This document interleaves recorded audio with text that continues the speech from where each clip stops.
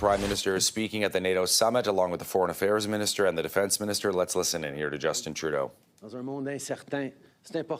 uncertain world, it's important that we gather together like this to strengthen our relationships. On top of numerous meetings with NATO allies this week, I had the opportunity to meet with many politicians and business leaders here in D.C., including members of Congress, senators, and governors.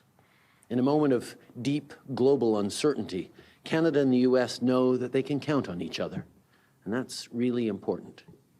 Our partnership is forged by shared geography and values, common interests, connections between our people, and of course, incredibly strong economic ties.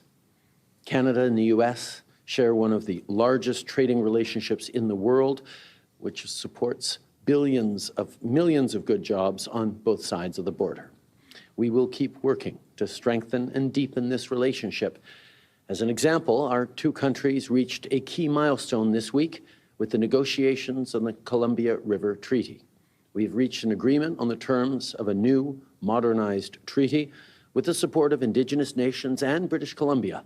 This will protect communities from flooding, advance clean energy goals, and promote Indigenous priorities.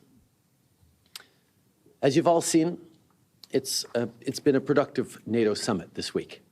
We discussed ways to bolster collective defense and deterrence capabilities, the importance of countering misinformation and disinformation, ongoing and evolving threats to global peace, prosperity, and the rules-based order. And we, of course, discussed ways to further support Ukraine. This afternoon, President Zelensky will join us at a meeting of the NATO-Ukraine Council.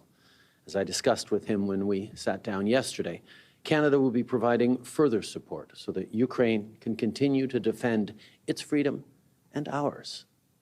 This includes an additional $500 million in military support as part of NATO's long-term pledge for Ukraine, supporting the launch of NATO security assistance and training for Ukraine, and up to $389 million to enhance F-16 pilot training, something Canada will be leading on in the coming year. The message is clear. We're here to support Ukraine to victory and beyond. Cette année, l'OTAN a 75 ans. And this year, NATO is celebrating 75 years. Canada contributed to the foundation of this alliance that now includes 32 countries. And it supports it unconditionally. Facing an increasingly unstable and dangerous world, Canada is determined to do even more to defend Canadians, our values, and defend our allies. Before our government took office, Canada was spending less than 1% of our GDP on defense. But we vowed to rapidly change that, and we followed through on our word. Canada is now in the top 5 NATO allies when it comes to absolute spending on defense, increased since 2015. In 2017, we released a $49 billion plan to ensure long-term predictable funding with, for example, investments in new warships, aircraft, and armored vehicles. In 2022, we went even further by announcing an investment of $38 billion in Canada's NORAD modernization plan, and we just recently released Our North Strong and Free, a defense policy update which invests $73 billion in defense over the next 2 decades.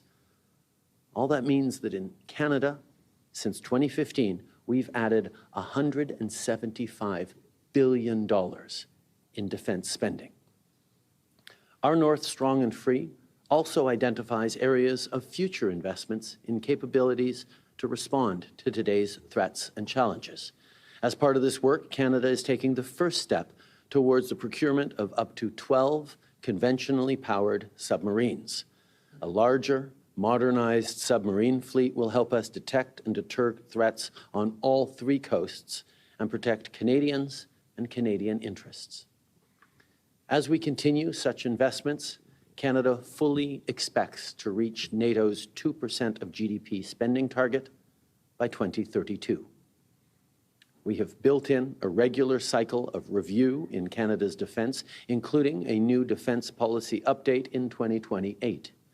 Through that process, we will continue to explore opportunities that will further increase defense spending and advance Canada's strategic interests.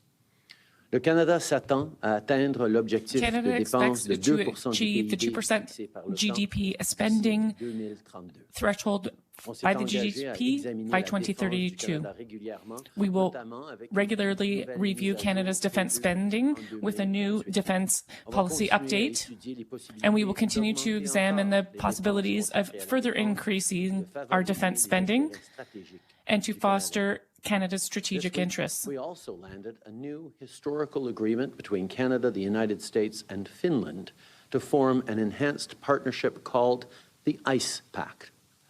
This new arrangement builds on the world-class expertise of our three countries to further strengthen our abilities to produce polar-capable vessels to meet the emerging needs for icebreakers in the decades ahead. This is a strategic imperative for us and for our allies.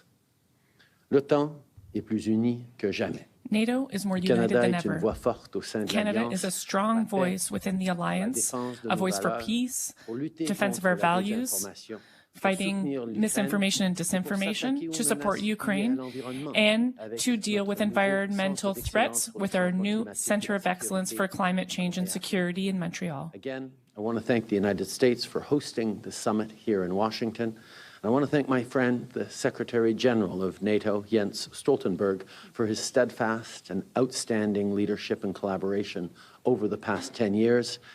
I look forward to working with my successor, another friend, Mark Rutte, to further strengthen the alliance. Merci d'être ici aujourd'hui. Thank you for being here today. I would now be happy to take your questions.